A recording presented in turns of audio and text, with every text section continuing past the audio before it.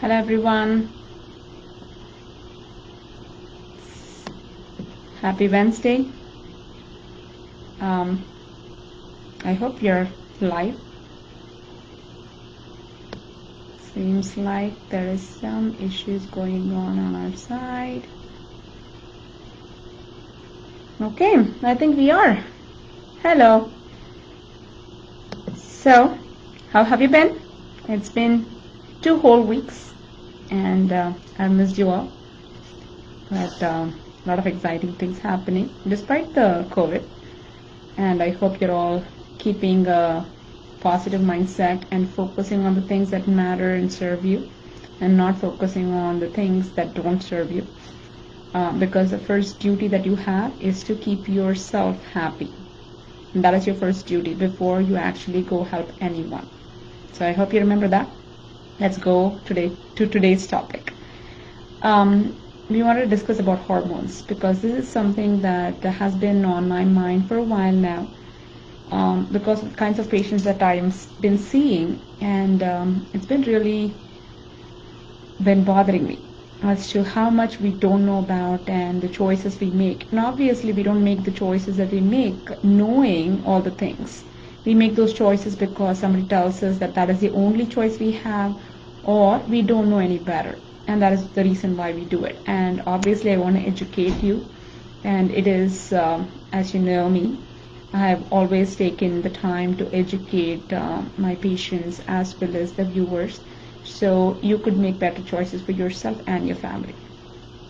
So there are many hormones produced by the body, not just the endocrine glands. You know, a lot of us hear about the thyroid hormone or the progesterone, estrogen, testosterone, but most of us would not have heard about other kinds of hormones. So there are many hormones in our body. Even our stomach produces hormones. There is a gland called as the thymus that makes a hormone as well, and there are so many other hormones. So I just wanted to give you an overview of the hormones first before I delve into the topic of today, which is specifically female hormones. For starters, let's talk about the hormones produced by the endocrine glands. So from the top of the body to the bottom of the body, the hypothalamus is a gland that's in your brain. It's near the pituitary, and that produces some hormones that even send messages to the pituitary and controls it to some extent. Its main job is to maintain homeostasis. Homeostasis means a balance in our body. And even blood pressure maintenance is done by hypothalamus. You know, everybody thinks about blood pressure and they immediately think of their heart, but hypothalamus plays a role in that as well. Pituitary is the one most of us have heard of. It controls pretty much all of the endocrine glands, including the thyroid, adrenals, ovaries, uterus, testes, pancreas, all of those. On the back of the brain, there is a gland called as a pineal gland, and this is a gland that produces melatonin that helps us feel sleepy and even get a good night's sleep, stay asleep through the night. I've talked about the importance of this gland and ways to keep it working well in our previous Facebook Live regarding sleep. So you can go to our video section of the Facebook page and watch that video if you want to learn more about that gland. In the throat right here is a thyroid gland, and this is responsible for the production of T3 and T4. These hormones go to every cell in the body, and they help us in our energy, metabolism, reproductive function, and more. Thymus, which is close to the heart, is responsible for controlling the production of T cells, which plays a vital role in our immune system to fight diseases. And we think of our immune system as only in our gut or in our blood, just the WBCs and all that. But many of the immune system functions are actually located in different parts of the body, and thymus is one of them, which is a big immune system. It can be an immune system supporter or weakening one as well. The pancreas is near the stomach, and it aids in glucose metabolism, and I think this is one of those things that everybody knows about as well. But I don't know whether you know much about the adrenals. Adrenals are responsible for stress management, but did you also know that it's also responsible for the production of testosterone in females and estrogen in males? So, males and females both have both the hormones. They both have estrogen and testosterone, but just in different amounts.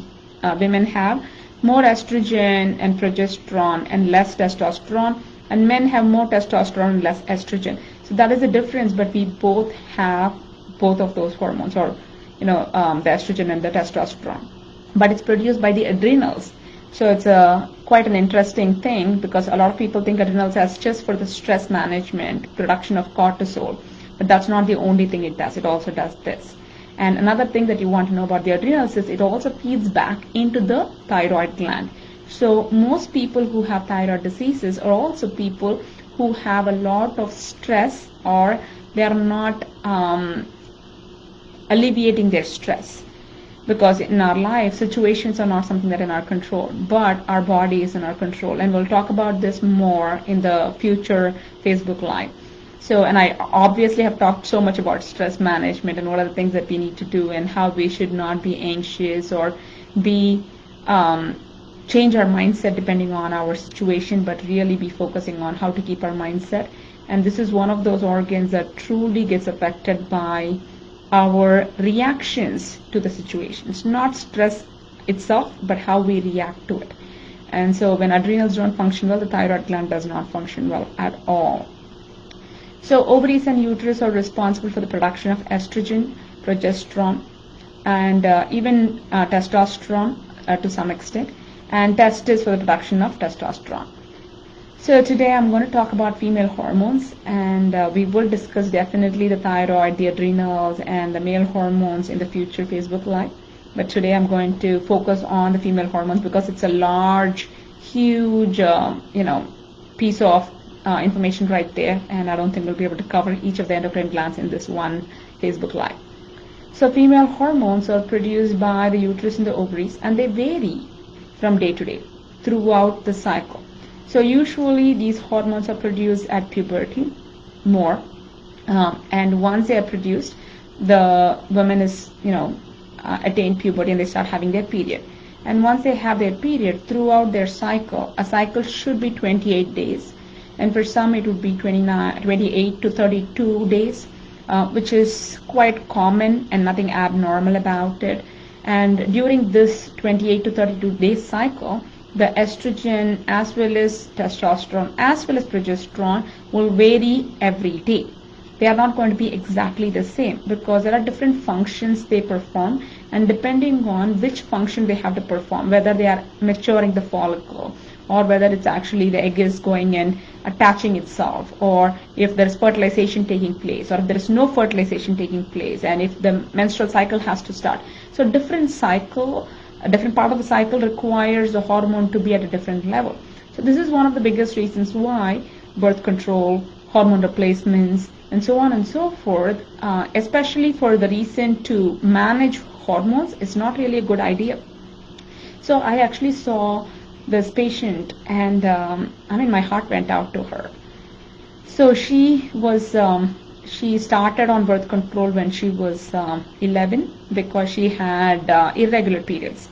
And this is a very common story as well, and I want you to know this, and this is the reason why I'm bringing this topic today. A lot of young girls start on birth control because either they have irregular periods, or they have pain during periods, or they have acne, or they have maybe heavy periods. So for all of this to happen, usually the problem is that it's not just the hormones alone. There are many other factors that are playing into it, like diet, like the function of the liver, how the function of the liver is, and so on and so forth. And none of those are looked at, and we just start managing the hormones by giving birth control. So one of the things that you have to know is any of these hormone replacements, they're going to keep the hormones the exact same every day throughout the cycle, except for the 7 days before the period. And so during this time, what it does is the taking of birth control or hormone replacement, they affect our liver. And estrogen metabolism happens majorly in the liver. So if the liver is not functioning well, obviously you don't really have proper estrogen metabolism. And if you don't have proper estrogen metabolism, then your body is going to cause all kinds of different problems, including acne, mood swings, irritability, bloating, cramping, excessive bleeding or light bleeding, irregular periods, facial hair growth, and so on and so forth, even low energy and so more. So obviously, because of all of these reasons, it's very important for us to know that we have to understand why our hormones are out of balance and fix them. So going back to this patient. So she started on birth control because she had irregular periods at the age of 11. And she was kept on birth control until she was 17. And she had regular periods, and she thought, well, that's great. And she also started developing acne at 11. So they said, wow, this is actually, two mangoes out of one stone, or, that's the Indian proverb, but, it's two birds with one stone. So that's what they said, and so they started her on birth control. And everything seemed to be okay, and she turned 17, and many of her friends were using a form of birth control that you insert into the uterus, and I don't want to give the name, so that she won't have a cycle. And this is quite common as well, that a lot of young girls pick that option because they think that having a period is such a nuisance, or it's painful. Oh, I don't want to deal with this, so I would rather not have a period. And when you have the option, why not? So she didn't have a period from the age of 17 all the way until she was 27, and then she got married. And so she stopped, or she took out that IUD, and when she took it out, her period came back. The only problem here was the period came back and it didn't stop. So she kept having a period. She kept having a period for many, many, many, many months. And this is literally not one of my patients. This has happened so many times and that's the reason why I'm actually telling you the story. Because this is not just one case. You might think that, oh, this is just an anomaly. It's not an anomaly. It happens so much more than you think. So she kept having bleeding for long periods of time. And then they had to do an exploratory surgery to find out that she had endometriosis. And to this date, she still has her periods every single day. So the reason why I'm bringing the story to you is you have to understand that, and young kids they don't understand the consequence of what we do at this moment. They just think about, well, I don't want to have a period. It's so convenient. I'm just going to get this. But it's our responsibility as parents to educate our children on what hormones can do and what hormones will do if they are messed up, and how much they mess up their liver and so on and so forth. And so we are actually treating this patient now, and I'm 100% sure she will be fine soon. But why suffer all of this when you can just go to maybe a naturopath or a homeopath, somebody who actually understands the whole body, and get it treated for irregular periods in the first time when it starts, or for acne the first time it starts, or even if it's heavy bleeding or cramping, get it figured out at that time so you don't have to go on birth control. What you truly want is you want to balance your own hormones, even if it is menopause. And a lot of women go on hormone replacement therapy at menopause because it seems like that's a logical solution. If I don't make enough hormones, because in menopause, the women usually start producing less estrogen, and the body has to adjust to less estrogen. And during the time in which it is trying to adjust, most women have hot flashes, night sweats, insomnia, and vaginal dryness, lack of energy, and so on and so forth. And because women have those kinds of inconveniences, women think that, well, hormone replacement is what my doctor suggests. I'm going to get it, and I'm just going to stay on it. But your body is meant to not have that much amount of hormones after menopause. You're only supposed to have minimal hormones. What we need to do is we need to help your body adjust to the less amount of hormones so that you don't suffer from menopausal symptoms. And again, here as well, liver plays a huge role. And if you are someone who drinks alcohol, eats a lot of sugar, those are the things that you need to cut down if you want to get rid of some of your menopausal symptoms, because these are all things that affect your liver. And when you get rid of them, a lot of the times the menopausal symptoms goes away. And if that's not sufficient, you can always go to a naturopath, come to us, and we'd be able to help you balance out your own hormones so you don't need to take more hormones to fix that.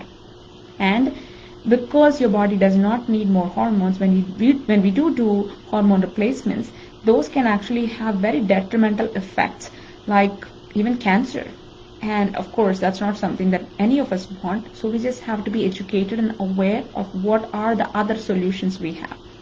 So when it comes to the in between, right, the between puberty to menopause, women have all kinds of different problems, starting from PCOS, polycystic ovarian disease, to fibroid uterus or ovarian polyps, excessive bleeding, irregular periods, or there are other conditions that could also lead to that, like thyroid diseases and so on and so forth.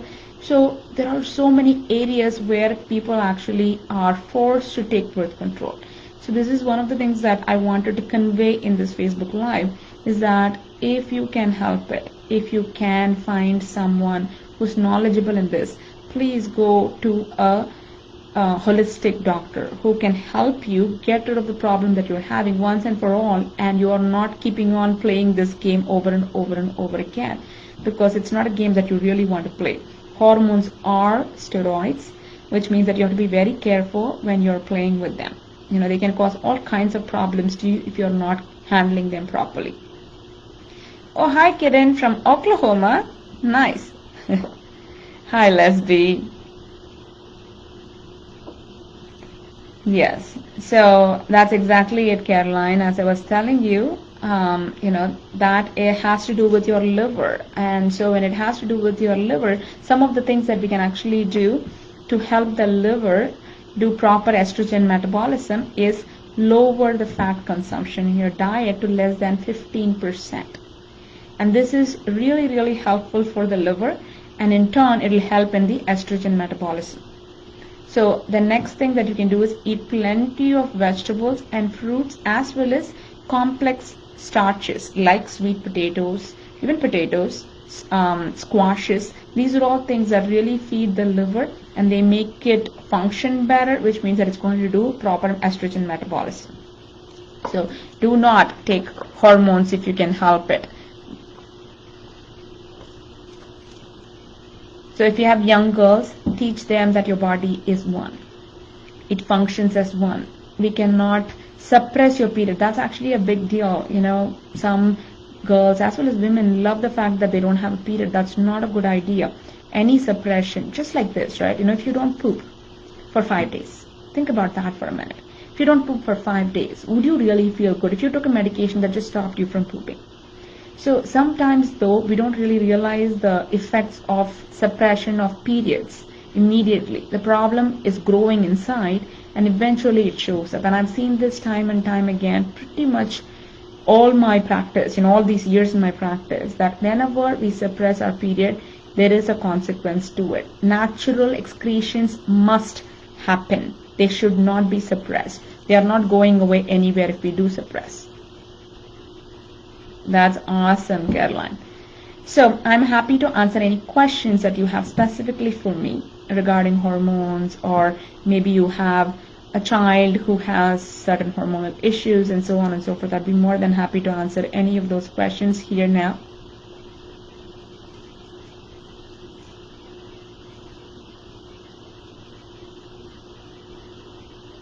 Okay, so thank you so much for joining me. I absolutely appreciate your time with me here.